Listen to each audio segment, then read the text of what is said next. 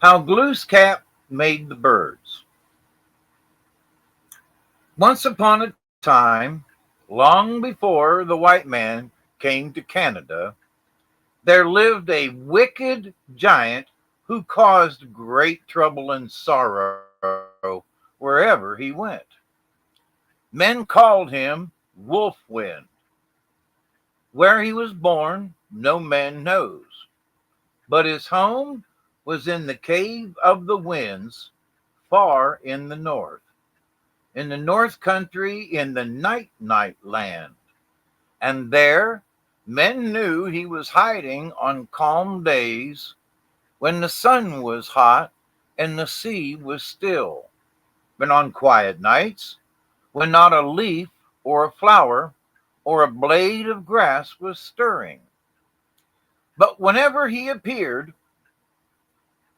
the great trees cracked in fear, and the little trees trembled, and the flowers bent their heads close to the earth, trying to hide from his presence. Often he came upon them without warning, and with little sign of his coming. And then the corn fell flat, never to rise again, and tall trees crashed in the forest, and the flowers dropped dead because of their terror, and often the great waters grew white and moaned, or screamed loudly, or dashed themselves against the rocks, trying to escape from Wolfwind. And in the darkness of the night, when Wolfwind howled, there was a great fear upon all the earth. It happened once in those old times that Wolfwind was in a great rage, and he went forth to kill and to devour all who dared to come in his path. It chanced in that time that many Indian families were living near the sea. The men and women were fishing far off the coast. They were catching fish to make food for the winter. They went very far away in small canoes, for the sea had long been still, and they thought there was no danger. The little children were alone on the shore. Suddenly, as the sun went down, without a sign of his coming, out of the north came Wolfwind in his great rage, looking for prey, and roaring loudly as he came. "I am Wolfwind, the giant," he howled. "Cross not my path, for I will kill all the people I meet and eat them all up." His anger only grew as he stalked along, and he splashed and tossed the waters aside in his fury as he came down upon the fishermen and the fisherwomen far out to sea. The fishers had no time to get out of his reach or to paddle to the shore. So quick was Wolfwind's coming, and the giant caught them in his path and broke up their boats and killed them all. All night long he raged over the ocean and looking for more fishers. In the morning, Wolfwind's anger was not yet spent. Far away in front of him, he saw the little children of the fishers playing on the shore. He knew that they were alone, for he had killed their fathers and mothers. He resolved to catch them and kill them too. And after them he went, still in a great rage. He went quickly towards the land, roaring as he went, and dashing the waters against the rocks in his madness. As he came near the beach, he howled in his anger, "I will catch you and kill you all, and eat you and bleach your bones upon the sand." But the children heard him, and they ran away as fast as they could. And they hid in a cave among the great rocks, and placed a big stone at the mouth of the cave, and Wolfwind could not get in. He howled loudly at the door all day and all night long, but the stone was strong, and he could not break it down. Then he went on his way, still very angry and still roaring, and he howled, "I will come back and catch you yet. You cannot escape from me." The children were very frightened, and they stayed long in the cave after Wolfwind had gone, for far away they could still hear him howling and crashing in the forest. Then they came out. They knew that Wolfwind had killed their fathers and mothers on the sea. They ran away into the forest, for they thought that there they would be safe. They went to the Willow land, where they found a pleasant place with grass and flowers and streams. And between them and the north country, where Wolfwind lived, were many great trees with thick leaves, which they knew would protect them from the giant. But one day Wolfwind, true to his promise, came again in a rage to find them. He came into the land, killing all he met in his path, but he could not catch the children, for the trees with their thick leaves kept him away. They heard him howling in the forest and far distant. For many days in the late summer, he tried to find them, but their home was close to the trees, and the great branches spread over them, and the thick leaves saved them.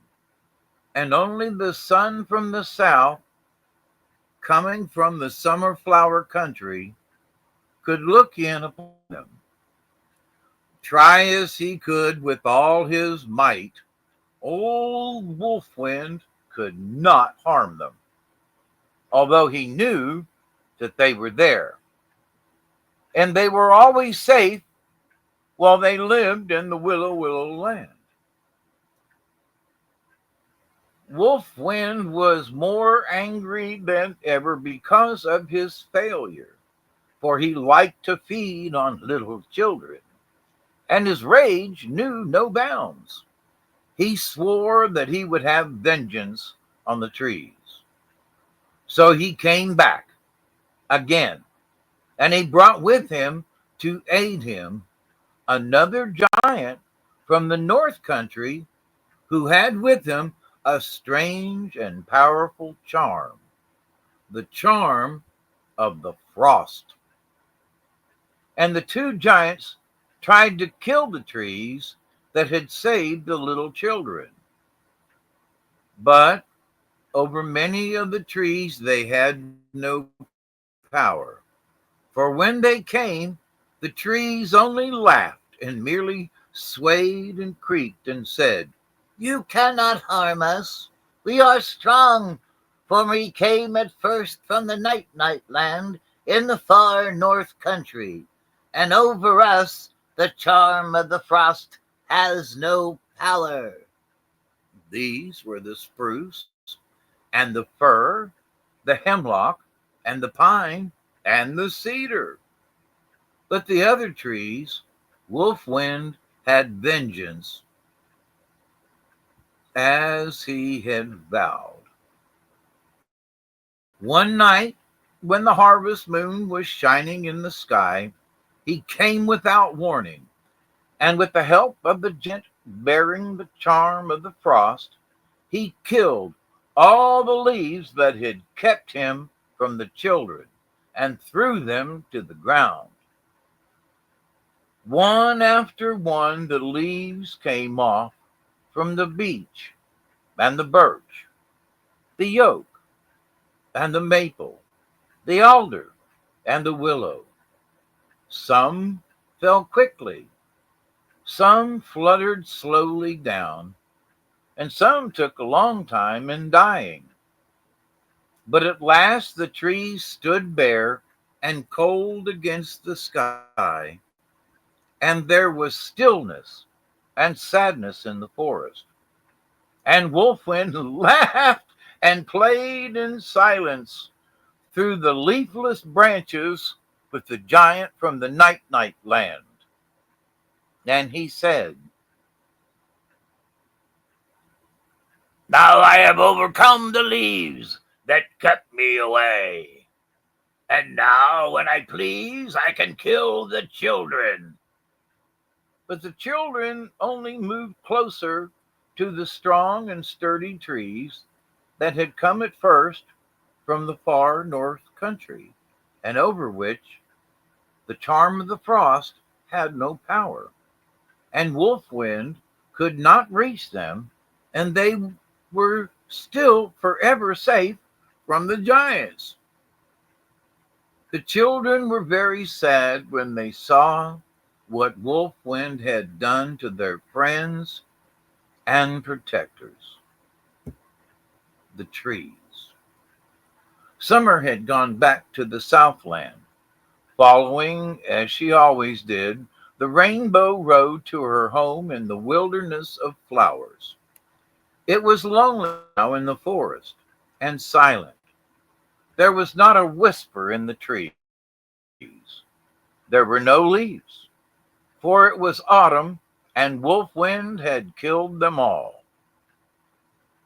At last it came to that time of year when Glooskap, who ruled upon the earth and was very great in those days, gave his yearly gifts to little children.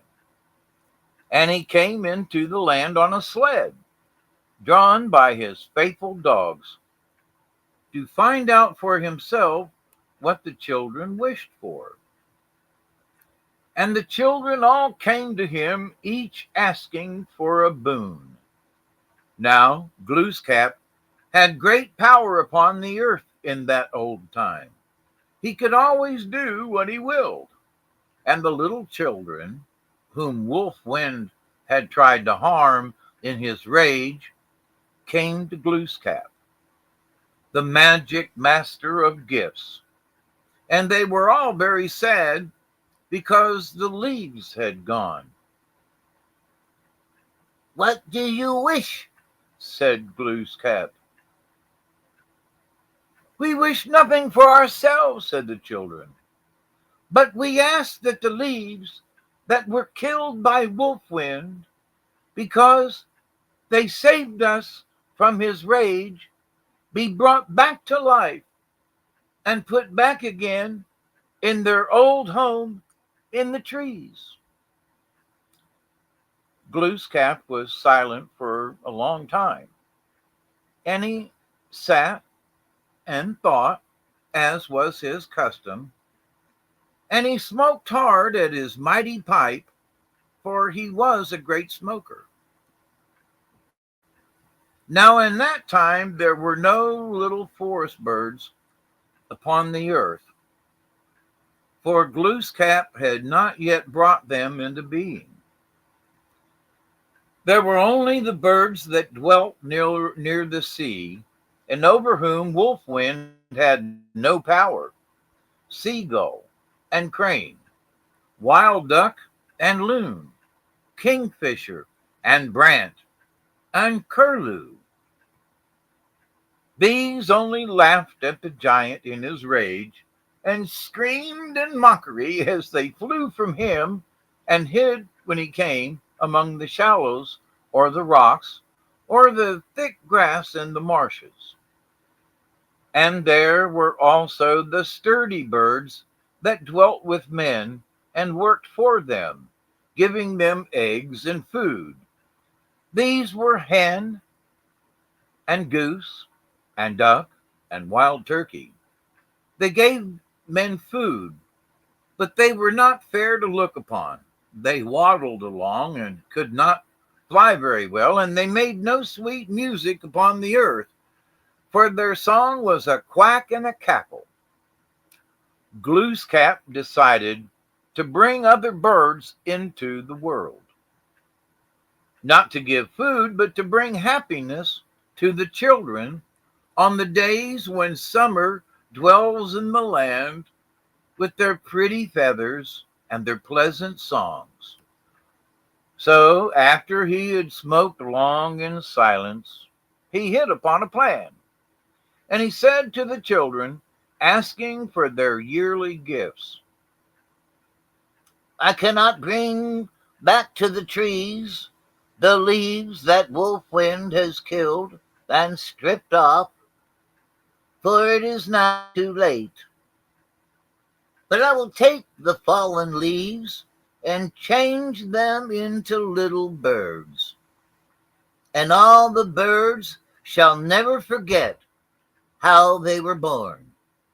When autumn leaves come, they shall go with summer far away to the summer flower land.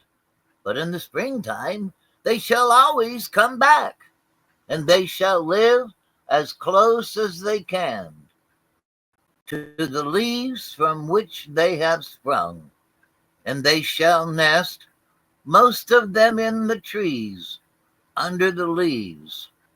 And even those that nest in the grass shall love the trees and linger in them.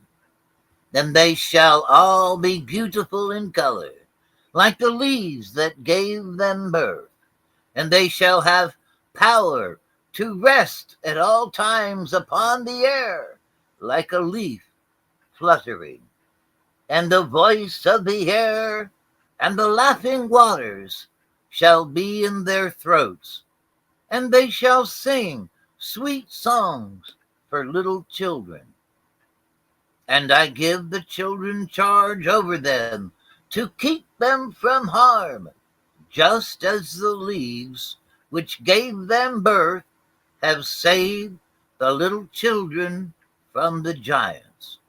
And I will give the trees that wolf wind has stripped power to bring forth new leaves every springtime, so that when summer does come back from the wilderness of flowers, the trees shall not be bare. And although wolf wind may strip them off when the giant of the frost comes with him from the night land, they shall always be replaced in the springtime. And I will take away much of Wolfwind's power, so that he can no longer harm little children as wickedly as he has done before." Glooskap waved his magic wand, as was his custom, and at once great flocks of little birds sprang from the ground where the fallen leaves had lain. And they twittered and sang in a great chorus and flew back to the trees. They were of beautiful colors, like the leaves that had given them birth. There were robin redbreasts and thrushes, all brown and red from the red and brown leaves of the oak. And there were finches and hummingbirds, all yellow and green and brown from the leaves of the alder and the willow. And they glowed like willows in the sunlight and fluttered like a leaf upon the air. There were yellow birds and Canadian warblers from the golden beech and birch leaves. And there were scarlet tanagers and orioles and grosbeaks, all of changing colors, red and purple and brown, from the leaves of the Canadian maple. And they all sang to the children, and the children were all very happy again.